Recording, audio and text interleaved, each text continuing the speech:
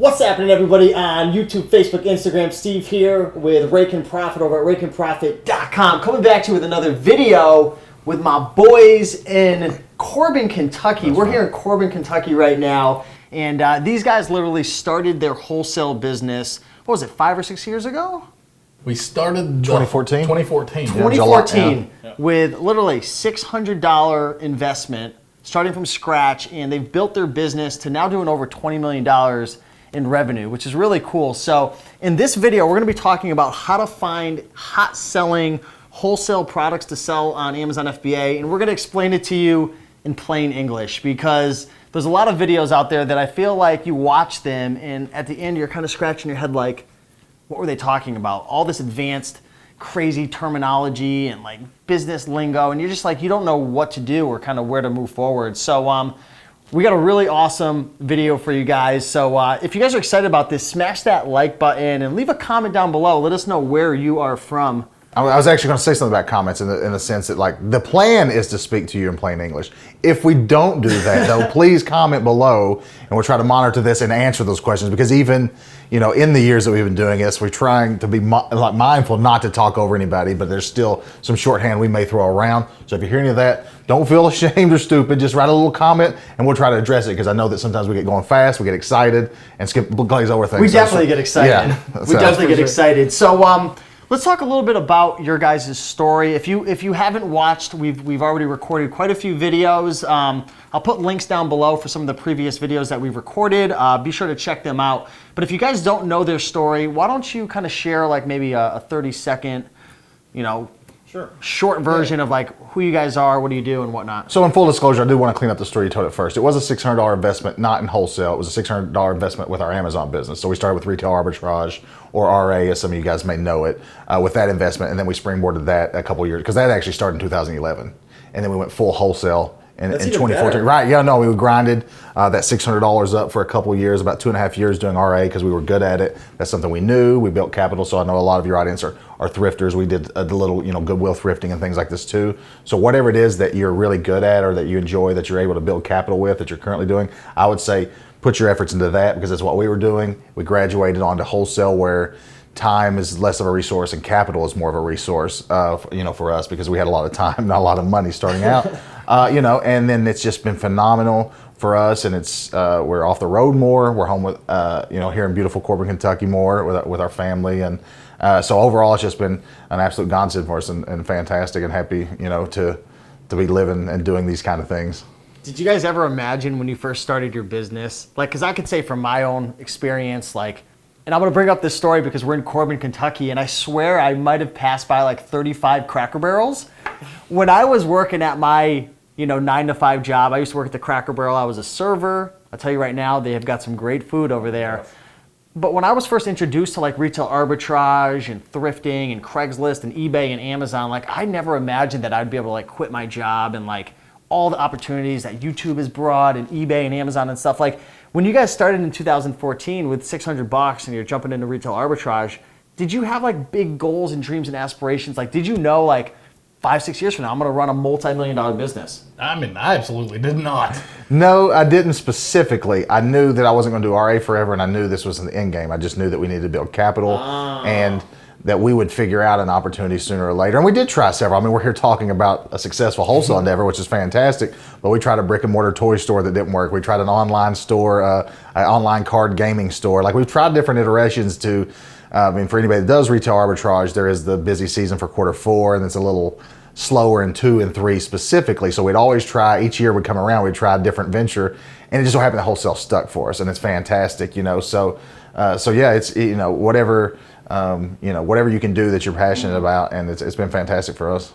Yeah, I think there's a lot of people who can relate to that. They might be working a normal 9-to-5, or maybe they're just thrifting on the side right now. They're trying to build up that capital to put themselves in a position to make a move, because sometimes, you know, to jump into wholesale, private label, or to start a brick and mortar business, you need moolah to get started. So I think thrifting and eBay and selling books and all these things are great things to like build up your capital. But there are business models out there such as wholesale, and we're going to be talking about this, that are much more scalable, automated. You can generate more money. Your profit margins might be lower, and you might be like, oh, I don't like that. but you're pulling time out of the equation. You can utilize prep centers and different manufacturers and stuff to have inventory come to you. So let's dive into this video. We're gonna be talking about how to find hot selling products. This is like one of the most popular searches right now on YouTube for like wholesale and e-commerce. How do you find hot selling products? So let's dive specifically into wholesale. Maybe Dan, I'll pass this off to you first. What are your top strategies for sourcing hot selling products? Maybe you could even prerequisite that with like, what the heck's a hot selling product? Sure. For us now, one of the differences in what we do and what a lot of companies do is we focus on small to mid-sized manufacturers. And that's a big part of our business. We're not trying to go to Mattel. We're not trying to go to Hasbro and Nike and set up accounts. Instead, we try to work with small to mid-sized manufacturers that make, maybe one or two great products that they're, that's their entire line or whatever. So for us, all of our research starts on Amazon. And there's there are three principal criteria that we're looking for to qualify a product. And here's the thing about wholesale: you don't necessarily know what you're paying for an item until you contact the vendor. But you don't want to contact every company in the world because there are literally millions upon millions upon millions of companies. So this is how we narrow down to figure out who we're going to contact, right, and try to set up accounts with. Is number one, we don't want to compete with Amazon. We absolutely do not want to compete with Amazon. And there's a logic behind it is that Amazon, number one, is very hard to compete with. They are very aggressive with pricing. And, Amazon's not looking at us as a competitor. They look at people like Walmart, Target, like all your traditional big box stores. So, they are very aggressive. They are very hard to compete with. But beyond that, they don't share the buy box in the same capacity that ordinary sellers do. So, for example, if me and Steve were on a listing here, roughly we're going to sell about the same amount of product over a given period of time. Because they're going to cycle out the sellers throughout the buy box? Right, you'll be in the buy box some amount at a time, then I'll rotate in the buy box, and we're both able to sell products. Now with Amazon, it doesn't necessarily work like that. Amazon doesn't switch in and out of the buy box like everybody else. So that's the primary reason we don't like to compete with Amazon. Makes sense. The second thing that we're looking for is we want products that have a good volume. I don't want to introduce a product to the market, and I don't want to try to create demand because that's a lot of work. Trying to establish a brand or begin creating a product with real demand is tough. You have to be good at advertising and things like that, and it's just more intense than we look for. What we look for is we look for products that are already selling very well. So our next criteria is we want products that are selling more than 60 times a month. And the reason behind that is it shows that there's sustained demand. I want to know when I buy a product that I'm going to be able to sell that product. I don't want to ever get stuck with a big pile of inventory. Instead, I want to be able to send my product in, sell it, get my cash back out, and then optimize my cash the best I possibly can.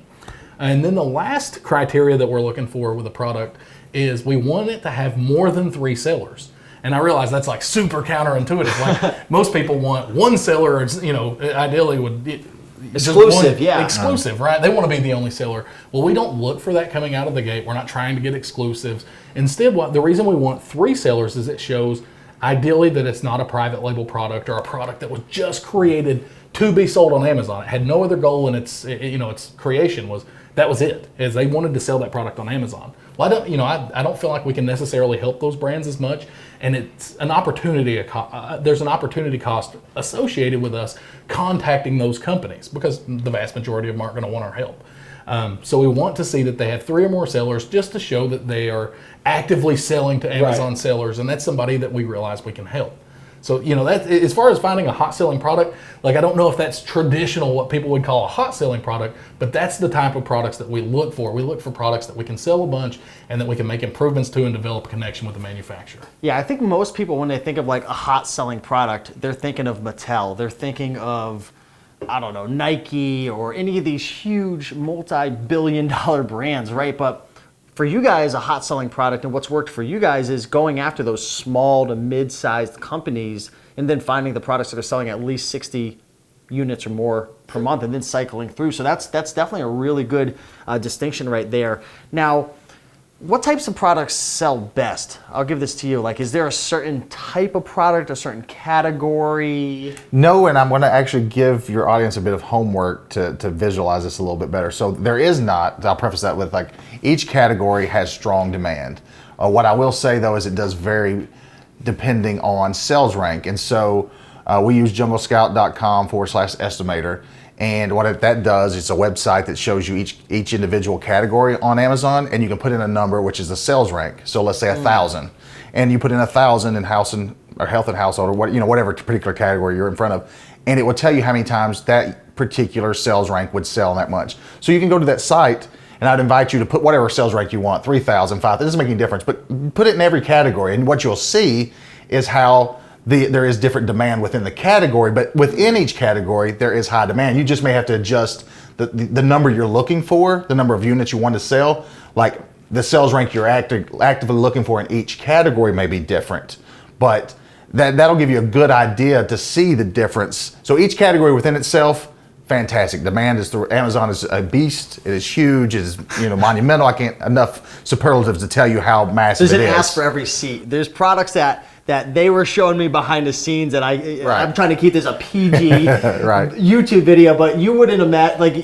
your mind would be blown to see some of these products that they're selling. Yeah, and so that's the thing. And so I think this is a great example, so you can not only hear me tell you that the demand is there, but you can see it and see how it is within its own little kind of ecosystem in each little category.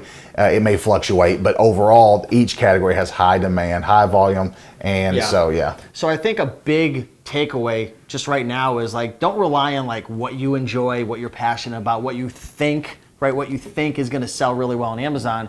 Go based on the numbers. junglescout.com/estimator. Yep. That's a free tool, and literally you can plug in different numbers and see products that are selling within certain ranks, right? And then I think it'll shoot back an estimate of how many sales that it's making per month, right? At that sales rank. Yeah. So don't try to figure out what is a hot selling product. Use the tools to scrape the data and then make a decision based on the data. So that's really big right there. Dan, are there any types of products that you would say people should stay away from, products that are maybe dangerous, that are going to get you in trouble? On eBay, there's there's products that fall under the Vero, VERO, that are I think it's trademark violations and stuff. If you sell them, you get in trouble. I know on Amazon, there's certain products that are restricted and whatnot, and hazmat. Are there certain products people should stay away from? It's kind of awkward, Steve. This is I think it is a concern for a lot of Amazon sellers. But if you're involved in wholesale, you don't have to typically worry about trademarks or anything like that. Because you're getting permission from the actual brand. Every single product that we carry, every single brand that we work with, we are an authorized seller of their products. So we have permission to use their, we don't run into those types of issues. The only thing I would potentially suggest to people, and it's just, it's more of a caution. It's not, you don't sell these products. It's just take more caution when you try to source them initially. If you're just starting out, is something like supplements. And there are just there's just more regulations with selling supplements. Stuff on your skin. Exactly. But that's, anybody can sell supplements. We sell supplements. They do just fine. It just takes a little bit more caution to do it. And you've been in the game for a while. So when people are brand spanking new, there's probably riskier products to go for that might have a bigger payoff, but then also you get in trouble, get kicked off, lawsuits, different things like that. Exactly, and that's what that's what you're trying to avoid initially. Is you just don't want to get something where you don't want to break a rule unknowingly, and that's that's a product line where it's easy to do if you're not careful and not really sure about the rules. So that's the one thing I would really suggest people avoid. But past that, I think it's Amazon is entirely open season. There are just so many products. There's so much demand that really you can just source almost anything you want. I'm going to throw this question at both of you guys. Start off with Eric. Biggest mistakes people should avoid when first getting started sourcing products? Is there something, maybe it's a sales rank, a type of a product? I know we talked about product types, people should avoid, big mistake that you see people making. Yeah, I think I'll go with two here in the sense that I think that's the good thing is, and it segues nice what I talked about /estimator. It is important, demand is there, but like I said, 1,000 sales rank in each category means very different demand. So if you purchase you're looking for 1,000 sales rank in baby to perform the same as 1,000 in toys and games, you're going to be disappointed or So that's part of it. That's one of the main pitfalls that people have, and then also I think shooting too large, trying to take down Mattel or Nike or some brands that and being your own consumer. That's the thing. You're not purchasing products to resell that you are necessarily a consumer of. It's about demand, and that's all that it becomes about. So like dissociating yourself with being the customer that you think that you're trying to buy Taking for. your emotions out of it. Right, and then understanding that there is variance within categories, and that free tool is really good. It is going to help people visualize the differences in sales rank within category and how that can get you in trouble if you're not aware of they're not uniform. 3,000 doesn't equal 3,000 doesn't equal 3,000 across categories.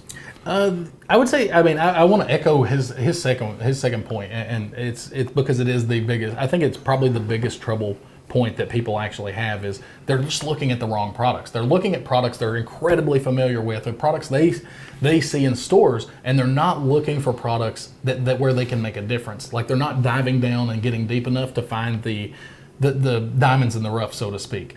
I mean, and just like for example, if you saw it in a local big box store, I would almost imagine that yearly contract is going to be more money than we are willing to spend. Everybody watching this webinar together is willing to spend. I mean, you're talking $500,000 contracts, $2-3 million contracts yearly. So that's why you're going to fail looking for those type of products. You see those, people see that, they have a negative experience, and they go away because they contact, Green Giant trying to sell their green beans or what have you, and they're like, yeah, sure, no problem. We just need, a $250,000 guaranteed order every year. And this, that. It's like, well, wholesale's not for me, and that's the misconception. That's where people end, right? But that's not that's the problem. They're shooting. They're after the wrong game, if you will. Got it. Right, they're just chasing the wrong products, and that's part and parcel. That leads to a negative experience. You get enough no's, and this is the second part of this is whenever you start working with brands, you realize that brands are pretty selective about who they want to work with. And I see people make this mistake a lot is they get told no and they give up immediately. They just assume that a brand will not work with them if they tell them no the first time. But what it takes is it takes being persistent, it takes adding value and things like that you can do over time to be able to move brands into that yes camp and start to work with you. Cool, awesome. So if you guys are enjoying this video so far, be sure to hit that like button. Leave a comment down below. If you haven't already told us where you are from, let us know where you are. It's amazing. In some of these videos, people are watching from Ukraine. We had a Czechoslovakia the other day. I don't know how they understand us, because I know that people, other people that speak English can't understand our hillbilly dialect. So I'm sorry for anybody watching in the Ukraine or other areas where they're going to struggle to understand me. But thank you for tuning in, though. That's fantastic. Yeah, so appreciate you guys watching so far. Again, if you haven't already, sign up for the free workshop. It's starting February 11th. It's going to be 5 days, and we're really going to dive deeper into product research, finding the products, getting your business started, working with brands, so on and so forth. So sign up down below. First link. Let's kind of move into something that's really interesting right now. So we're going to talk about some products. Well, one product specifically that you guys actually sold from, it was from a TV show, right? Everyone always wants to know, what do they sell? What should I sell? So let's tell them about a hot selling product that you actually sold. And dive into that because it's pretty cool. Yeah, it's one of our first real wholesale products too, and it was, it actually worked out beautifully well, and then we. It was a lack of experience that kind of led to the wheels falling off the bus, so to speak. But yeah, it was a product. We actually, it was funny because I still watch Shark Tank religiously. I love just seeing people get on there and present and tell about their products and cool ideas and stuff like that. And there was one product that we saw that is called the Spatty Daddy, and it was like a little device that helps you get makeup out of the bottle, like the last. It was a mini spatula. Is what it was. Mini spatula, yeah. It was just a very small spatula. Right, and it helps them get all the makeup out of the jar or whatever. Well, whenever we set that account up, it was a fantastic seller, as you'd imagine. It was on Shark Tank, super demand, we were selling a ton. And this is the mistake we made, Steve, we tried to go for an exclusive before we were ready. We didn't understand, and I think a lot of people, I would caution literally everybody watching this to pay attention here. This is where you can hurt yourself. And we went for an exclusive way too early. We didn't know what that, we didn't know that process. We didn't understand the brand. We didn't understand the agreements that would need to come along with it. So what we did is we invested heavily into the product because we were going to be the only seller. Well, we didn't have the correct agreements in place. They didn't know how to enforce exclusivity, and we didn't have any experience with telling them how to do it. So what ends up happening is tons of sellers come onto the listing, and here we are. We just have a ton of product, and we ended up eventually getting out of all of it, and everything was fine.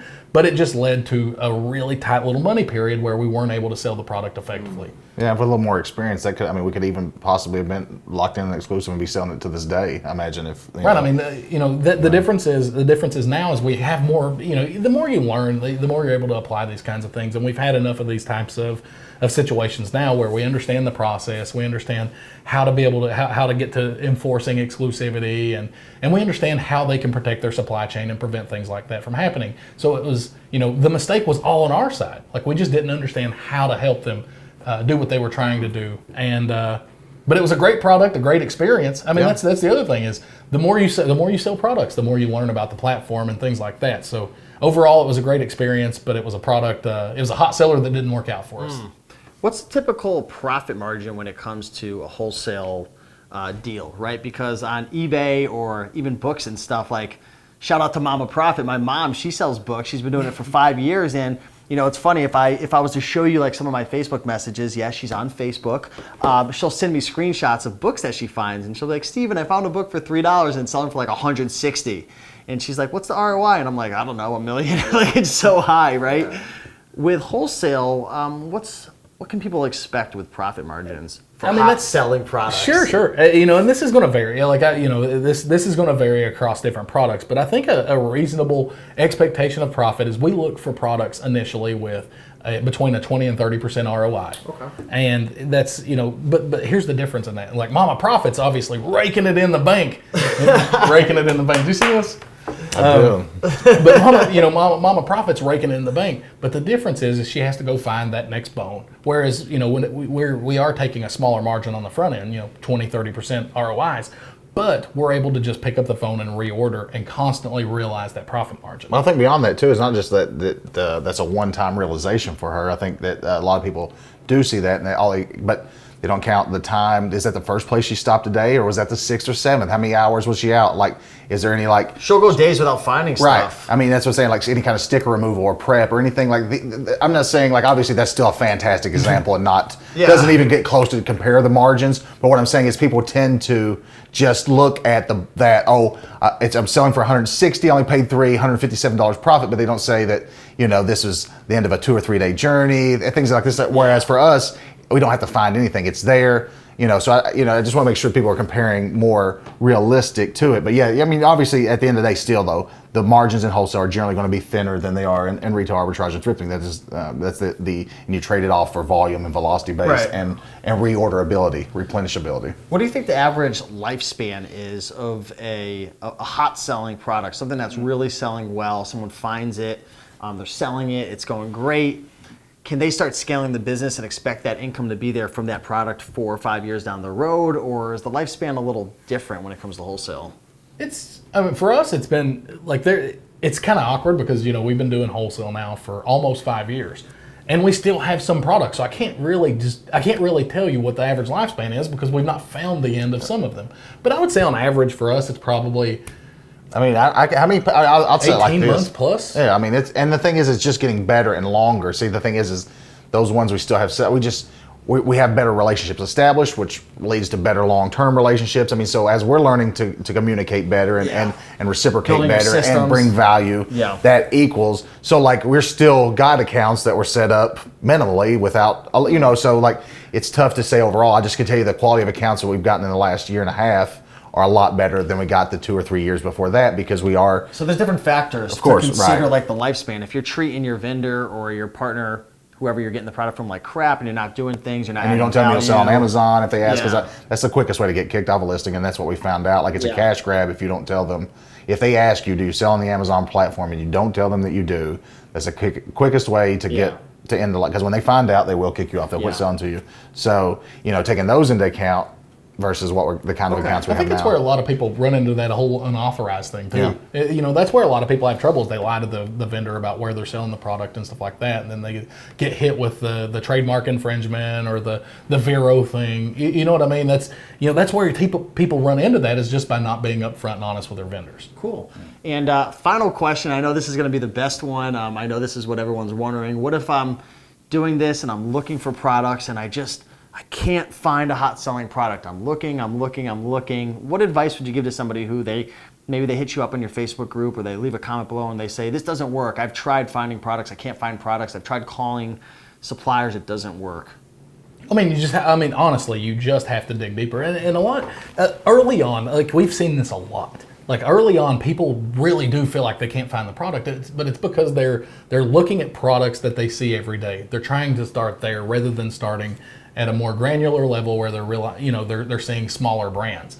Like that's the first level of training you have to do to yourself, and it just takes time. You just have to get onto Amazon. You have to be digging around and be looking for products. Upfront work. It's not going to be easy Right. at first. It's not a get rich quick scheme. You got to put in work. Exactly, and that's the whole model of wholesale, right? Is that's what we always tell people is it's very front end heavy. Like you're doing all your research on the front end, but once you establish the account, you're able to reorder very easily and be able, like I said, 18, 24 months, you have that relationship where you can just realize profit with a phone call. So it's it is front end heavy. It is going, you are going to struggle initially with finding those accounts. You just have to dig deeper. You have to look for smaller brands.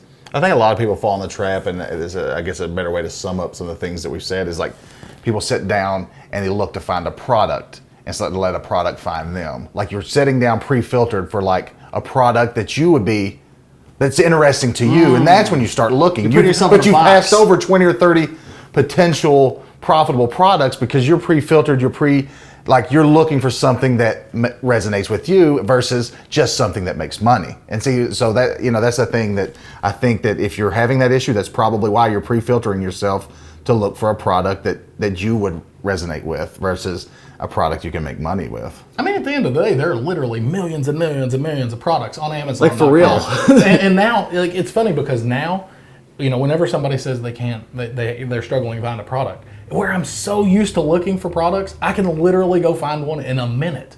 And it's just because, I've retrained myself to be able to see those types of opportunities as opposed to look with a pre-filtered set of goggles. And if you want to, and we've got a good way of dancing around here and kind of giving you some explanations, but to give you the answer, if I'll take the proverbial gloves off now and give you the answer, it's you're just not trying hard enough.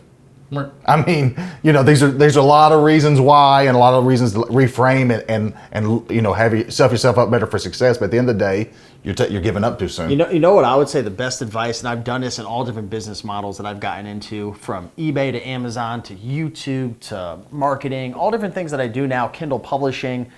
Get around people who are already having success. Get around people who are already having success, because when you hit a roadblock, whether it's being a part of their Facebook group or obviously joining the free workshop, because you're going to be able to get advice from someone who's already been around the corner, because that's the biggest problem with any business. People fail because they don't know what's coming around the corner. They're trying to figure it all out on themselves. I mean, you brought it up right there, the workshop. Like, if you want to find more products, join the workshop, because we go through literally the nuts and bolts of how we look at products, how we contact manufacturers, literally all of it's there. So if you want to find more products, join the workshop. Is the best that's starting February 11th. So literally, I think every single day there's a different topic, right? So it walks through each and every one of the steps. So by the time you're done with the workshop, you'll have no excuses to start taking action and getting going. Exactly. No good And beyond ones. that, you can come up with plenty you'd like, but no good ones. right? And beyond that, I mean, if that's going to be one of the areas where if you are struggling, like you're not finding the products or something like that, we have the live Facebook group where we're literally going to be in there answering questions every day, helping people to understand the model, to understand how to find a product and things like that. So I think at the end of the day, guys, if you're enjoying this content, watch the videos that we've already recorded. We've recorded quite a few videos that have posted over the last week or so, and we got plenty more videos that are coming out soon. The free workshop starting soon, so join the free workshop. Hit the like button, leave a comment, let us know if you enjoyed this video. If you have any questions, drop some comments down below, and we'll do our best to answer the comments, get in there and help you guys out. But until then, we'll see you in the next video, and we appreciate you guys. Thanks so much for watching. Peace.